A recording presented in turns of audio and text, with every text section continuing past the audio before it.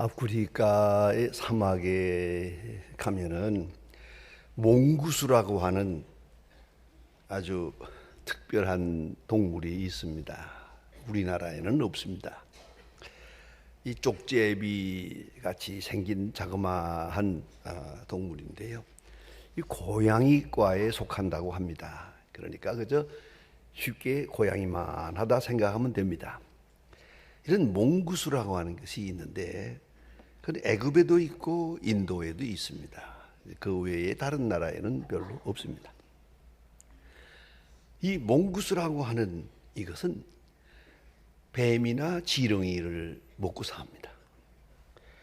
그런데 특별한 것은 여러분 잘 아는 코브라라고 하는 게 있지 않습니까? 세상에 가장 무서운 것이 뱀이요. 뱀 중에도 또 코브라라고 하면은 독이 맹독으로 유명하지 않습니까? 뭐 큰 소도 심지어 사자도 한번 물리면 그 독이 퍼지면 죽습니다. 그만큼 맹독성을 가진 대표 그 파충류가 바로 코브라가 아닙니까? 그런데 모든 동물은 코브라를 무서워하지만은 이 맹구스는 전혀 무서워하지 않습니다. 그뿐만 아니라 이 맹구스는 코브라만 먹고 삽니다. 이걸 뱀을 잡아먹고 산다는 말입니다. 그래서 코브라의 천적이 맹구스입니다. 그럼 어찌 이게 가능할까? 코브라의 독을 소화하는 효소가 그 몸에 있습니다. 그래서 코브라를 잡아먹을 뿐만 아니라 설사 코브라에게 물려도 코브라는 이 맹구스는 죽지 않습니다. 이 놀라운 비밀이 아니겠습니까? 가장 무서운 것이 코브라다 했는데 코브라를 잡아먹는 것이 그 조그마한 맹구스라고 하는 동물이 있더란 말입니다. 여러분, 우리가 알든 모르든 가장 무서운 것은 죽음입니다. 죽음 앞에는 영웅이 없습니다. 부귀영화 아무것도 아닙니다. 아름다움 다 초라한 얘기입니다. 행복이니 불행이니 뭐 성공이니 실패니 해봐야 죽음 앞에는 다 헛된 푸념에 지나지 않습니다. 여러분, 죽음 앞에는 다 무릎을 꿇습니다. 모든 행복관, 가치관, 또 그리고 세계관, 그 무엇도 아무 의미도 없습니다. 그런데 이 죽음의 문제를 해결하기 전에는 엄격히 말하면 성공이나 행복은 없는 겁니다. 한 번만 더 생각하면 다 죽음으로 향하고 있거든요. 이 죽음을 지향하는 그런 존재들이란 말입니다. 죽음과 함께 다 사라질 거예요, 이제. 요새 와서 특별히 뭐 장수가 어떻고 장수의 비결이 어떻고 뭐 건강이 어떻고 합니다만 그러나 다 가니까요. 뭐 조금 더 살아봐도 그래요. 별게 아니옵시다. 죽음 앞에는 모든 가치관이 다 무너집니다. 그렇다면 여기서 우리가 생각해야 합니다. 죽음의 문제를 해결하지 않고는 아무것도 해결된 것은 없다. 행복도 성공도 노력도 다 부질없는 일이다. 이걸 우리가 알고 있습니다. 성도 여러분, 신비란 말을 믿습니까? 한번 생각해 보셨습니까? 신비란 말은 부정적으로 볼 때에는 모르겠다 그 말이고요. 그저 이해되지 않는다.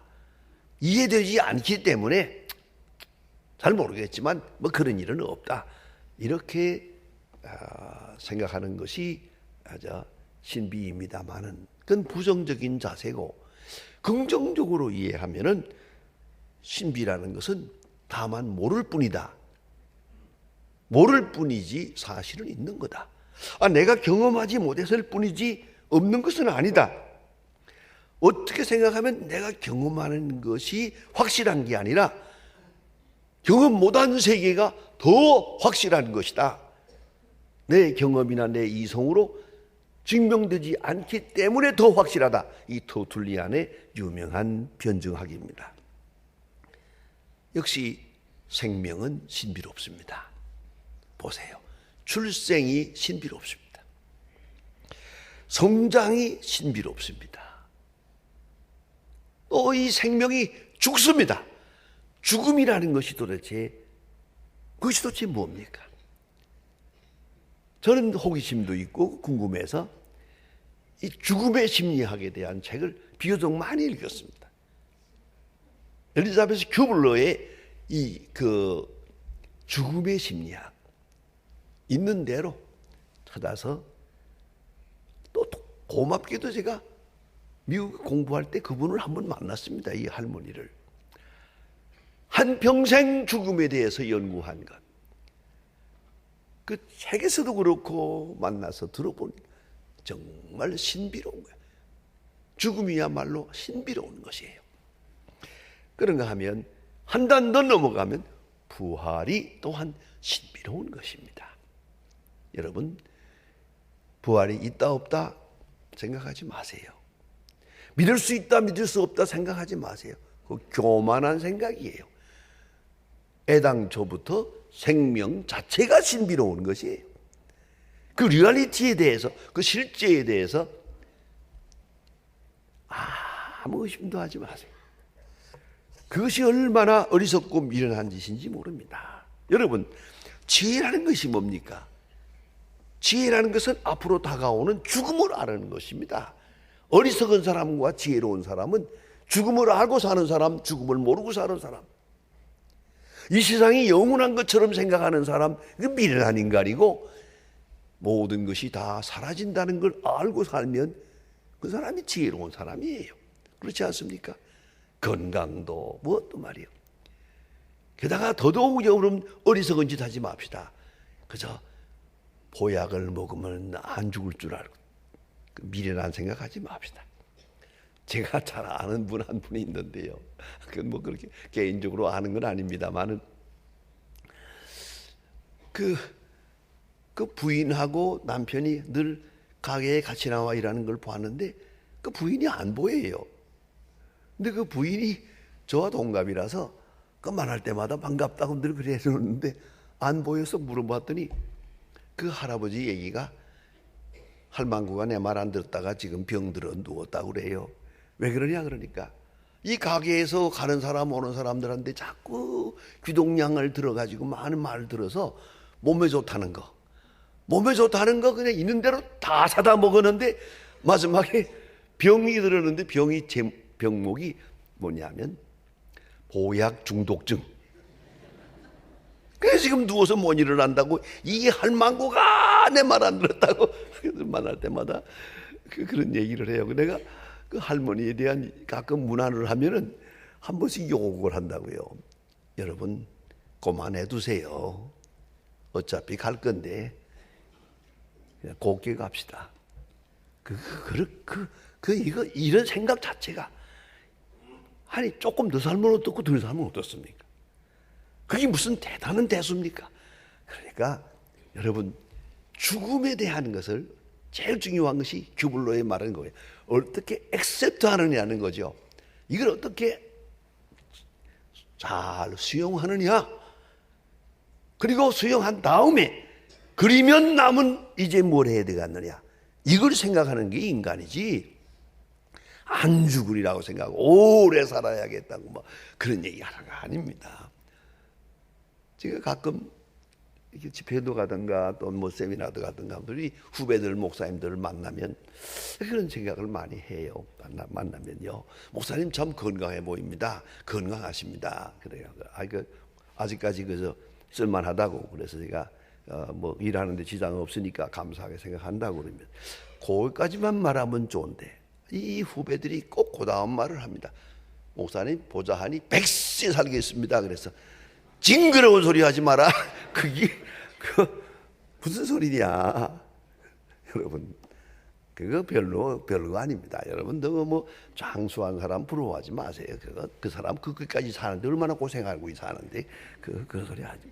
그거 아니올시다. 네? 그거 비참한 거예요. 그럴 일이 아니올시다. 자, 죽음의 문제를 우리 깨끗이 해결하고 깨끗이 납득하고 그리고 깨끗하게 수용하는 그런 자세로 그리고 남은 시간에 의미를 찾아야겠는데요. 그러니까 죽음의 단계에서 벗어나서 이제는 부활의 단계로 부활을 믿는 그 신앙에서부터 살아가는 것, 이것이 참된 인간의 모습이다 하는 얘기입니다. 알버트 슈바이처라고 여러분 잘 아십니다. 그는 이렇게 말했습니다. 이 세상은 두 가지 방법으로 살 수 있다. 하나는 기적 같은 것은 없다. 기적은 없다. 모든 것은 합리적이다 라고 생각하고 사는 사람이 있고, 또 하나의 사는 자세는 모든 것은 기적이다. 사는 것이 기적이고 오늘도 살아있는 것이 기적이고 우리가 이 어려운 것, 사실 요새같이 저 북한에서 밤 꽝꽝거리고 있는데 오늘도 교회에 무사히 나온 게 기적이지. 한 시간이 기적이 아닐 수가 없어요. 모든 것을 기적으로 알고 감사하고 감격하고, 저녁에 잘 때 감사하고 아침에 눈을 뜰 때 감격하는, 그렇게 사는 사람이 있더라. 여러분 어느 쪽입니까? 예수 그리스도의 사역을 가만히 그 메시지를 종합한다면 총 주제가 하나님의 나라입니다. 그러나 실제적인 의미는 부활에 있습니다. 예수님은 부활을 전제하고 십자가를 진 겁니다. 부활을 믿고 십자가를 진 겁니다. 부활을 앞에 놓고 십자가로 향해서 십자가 지향적으로 살았다는 말입니다. 만일 부활이 없다면 예수님의 생애는 다 헛된 것입니다. 아무 의미가 없습니다. 또한 모든 것이 헛되냐 헛되지 않느냐 하는 것은 부활에 기준합니다. 이것이 사도 바울의 신학입니다. 모든 것을 이기는 것은 사망입니다. 사망을 이기는 것은 부활입니다. 여러분, 모든 것이 허무합니다. 헛되지 않은 것이 하나도 없습니다. 그런데 헛됨을, 이 소위 니힐리즘이죠, 허무함을 이기는 것이 부활입니다. 부활 생명, 그 신앙 안에서만이 모든 것이 작으나 크나 의미를 가진다 하는 말입니다. 성경을 읽을 때마다, 또 읽는 사람마다, 또 이 신학을 전개하는 모든 사람들이 한 가지로 입을 모으는 게 있습니다. 그게 뭐냐 하면 부활입니다. 그런데 부활을 설명하는 방법이 신비롭다는 것이에요. 성경은 어딜 보아도 부활을 증명하려고 한 일이 없어요. 부활을 설명해 보려고 애쓴 흔적이 없어요. 부활은 철학이 아니에요. 이걸 아셔야 됩니다. 이것은 실제예요. 그래서 오늘 성경에도 보면 순식간에 호련히 변화하리라. 사건으로 말하고 있지 철학적 논리를 전개하지 않는다는 것이 특징입니다. 이건 신학에서 가장 중요한 부분입니다. 부활을 설명하려고 하는 의도가 없어요. 그대로 사건을 하나하나 설명해 나가고 있을 뿐이요. 아니, 그 사람들도 의심이 많을 텐데 그럼에도 불구하고 사건대로 설명하고 있습니다. 그리고 오늘 성경은 말합니다. 변화하리라 하는 말을 합니다. 성경을 자세히 읽어보면은 부활이라는 말과 변화라는 말이 같이 쓰여집니다. 동의어로 쓰여집니다. 부활, resurrection, 그 다음에 변화, 이건 change입니다. 이것을 함께 사용하고 있다는 아주 중요한 의미를 가집니다. 왜냐하면 부활에 대한 당시에도 오해가 많았기 때문인 것 같습니다. 그래서 변화라는 말을 씁니다. 생명의 변화. 여러분, 놀랍지 않습니까? 식물적 생명이 있습니다. 동물적 생명이 있습니다. 인간적 생명이 있습니다. 누수회야 인간적 생명. 여기까지. 우리 인간은 확실히 만물의 영장입니다. 근데 우리 몸에는 지금 세 가지가 다 있습니다. 식물적인 것도 있고, 그것이 그 중에 하나가 바로 이 머리깔이에요. 머리깔. 손톱 자라는 거. 이거 식물적 생명이에요. 전 농사가 잘 안 돼서 이렇게 전에 머리깔이 없죠. 그러니까 이건 식물적 생명이에요. 또 내 몸에서 자라는 거예요, 지금. 예? 그 사람이 죽은 다음에도 손톱이 자라잖아요. 상당한 기간 자라요. 그게 이게 다 이런 것들이 뭘 말하는 겁니까? 식물적 생명, 동물적 생명. 자, 그렇죠. 근데 우리 인간적 생명, 역시 인간은 인간이라고 하는 이성과 영혼을 가진 존재예요. 이건 동물과는 다르죠. 차원이 다릅니다. 그리고 여기까지만 우리가 알고 있습니다. 그러나 주께서 이 세상에 오셔서 보여주시고 계시해 주신 것이 뭐냐면 그리스도적 생명이에요. 그리스도페어, 그리스도적 단계의 생명, 예수님을 봅니다.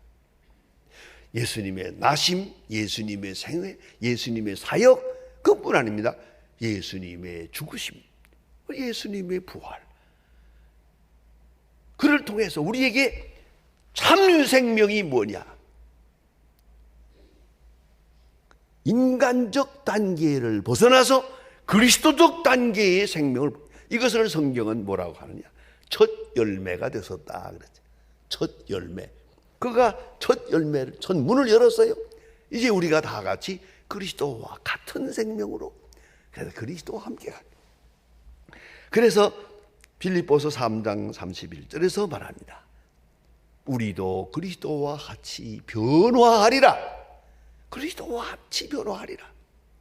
여기 오늘 본문에도 변화, 그리스도와 같이 변화되는 이 생명의 단계, 이거는 앞에 딱 놓여 있는 겁니다. 한 단계가 지금 남아 있습니다. 오늘까지는 자동적으로 왔지요. 생명적 관계로 왔지만은 그리스도 단계는 믿음으로 이루어집니다. 인격적으로 이루어집니다. 예수를 믿은 사람, 그리스도와 함께 한 사람, 그리스도의 생명을, 그리스도의 말씀에 따라 사는 사람, 그리스도로 인하여 중생한 사람의 생명이 그리스도적 단계로 다음 단계를 넘어갑니다. 그것이 바로 그 변화가 부활이라는 말입니다. 한 산부인과 의사의 신앙 간증을 책에서 읽었는데 아주 한 구절이 참 마음에 들어요. 한평생 산부인과에서 아이들이 태어나는 것을 받았어요. 그 받을 때 늘 생각을 한다는 거예요. 그 생각을. 자, 어머니 뱃속이 얼마나 좋아요. 그 아무 걱정 없이 편안하게 그 어머니 탯줄 받아가지고 살다가 이게 세상에 나올 때 한번 울어요. 울면서 처음부터 세상 살기 어려운 걸 알고 태어나요. 울면서 태어나죠. 그게 중요한 게 아니에요. 의사가 탯줄을 끊어요. 가위로 탁 끊는 그 순간, 이건 뭡니까? 자, 모태에서 이 세상으로 나오는 시간이에요. 모태에서 세상으로 나올 때 모태와의 관계를 끊었어요. 그리고 새로운 존재로 이제부터 성장해 나간다. 그런가 하면 이 세상을 살아난 것을 전체를 모아서 하나의 태로 보십시다. 그러면 세태가 돼요. 세태라고 하는 곳에 우리가 지금 있어요. 그래가지고 이것을 먹고 저것을 먹고 이래 살아나가고 있어요. 오늘까지 살아왔어요. 이제 이 세태에서 또다시 다음 단계로 넘어갈 때 탯줄이 끊어져요. 이게 바로 죽음이에요. 여러분, 이렇게 산부인과 의사는 설명하고 있는데, 그건 자기 경험에서 설명하는 거지만 참 중요한 의미를 상징적으로 말해줍니다. 모태에서 우리가 세상으로 나왔고, 이 세태에서 다음 생명으로 부활 사건이 그리스도로 말미암아 우리에게 증거되고 있습니다. 첫 열매가 되어서 우리 가운데 계십니다. 확실하게 보여주십니다. 믿음 있는 자가 되라. 의심하는 자가 되지 마라. LA에 가면 박물관이 있고요. 그 박물관 그에 도마의 그림이 하나 있어요. 그 그림 참 잘 그렸어요. 근데 도마가 이렇게 있는데요. 예수님이 나타나 가지고 딱 말씀하시면서 자, 손가락을 넣어서 내 옆구리에 넣어보고 의심하는 자가 되지 마라 하고 말씀하세요. 도마가 그 무릎을 꿇고 그 예수님의 옆구리에다가 손가락을 넣을까 말까 이렇게 하고 있는 장면을 참 그 루벤스가 그림을 잘 그렸어요. 난 갈 때마다 그거 하나 보기 위해서 박물관을 갑니다. 한참씩 보고 나오면 너무 그 도마의 마음을 생각해 보세요. 여기는 많은 의심, 많은 생각이 맴돌고 있지만 그건 필요가 없어요. 손을 넣어보라. 그것으로 끝이에요. 이것이 사건적이에요. 철학적 설명은 없어요. 관념적인 설명이 필요 없습니다. 그래서 부활 사건이 우리 앞에 다가올 때 부활 신앙을 가지게 돼요. 부활 신앙이 확실해질 때 이 세상은 멀리 보이고 가까워지는 하나님의 나라는 환하게 열린다는 말입니다.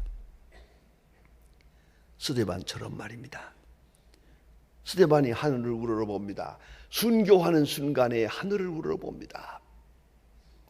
주님이 서 계십니다. 어서 올라오너라 하고 기다리는 것 같이 예수님을 쳐다보는 스데반의 얼굴은 천사의 얼굴이 되었더랍니다. 천사의 얼굴 같더라. 환하고 밝고 반가운 그런 얼굴. 오랫동안 그리워하던 주님을 만나는 그런 반가움. 이렇게 사는 것이 그리스도인의 삶의 모습입니다. 부활 신앙을 가지고 부활 신앙을 증거하며 아니 매일매일의 사건에서 확증하며 살아갑니다. 그것이 바로 그리스도인의 모습입니다. 요새 우리가 봄이 됐습니다. 앙상했던 나무에서 다시 싹이 나고 다 말라버린 고목 같은 건데 오늘 와서 꽃이 피는 것. 이것도 다 조그마한 증거가 됩니다. 부활 생명을 현실에서 확증하며 사는 것이 그리스도인이요 부활의 증인으로 사는 것이 하나님의 사람의 모습입니다. 기도하십시다. 하나님 아버지, 금년에도 어김없이 부활절을 허락하시고 부활절 아침에 주님 앞에 나와 예배할 수 있는 이 귀한 영광과 특권을 주심을 감사합니다. 우리의 모든 허물을 다 덮어주시고 속량하시는 중에 부활의 영광을 바라보며 살게 해주신 것을 감사합니다. 막달라 마리아에게 나타나셨고 의심 많은 도마에게 나타나셔서 그들에게 믿음을 주셨던 것처럼 오늘 우리가 주님을 만나며 확실한 부활 신앙을 다시 확인하게 하여 주시옵소서. 그리하여 주께로 향하며 이 세상 모든 생활 남은 시간의 생도 부활의 증인으로 사는 거룩하고 복된 생이 되게 하여 주시옵소서. 예수님의 이름으로 기도합니다. 아멘.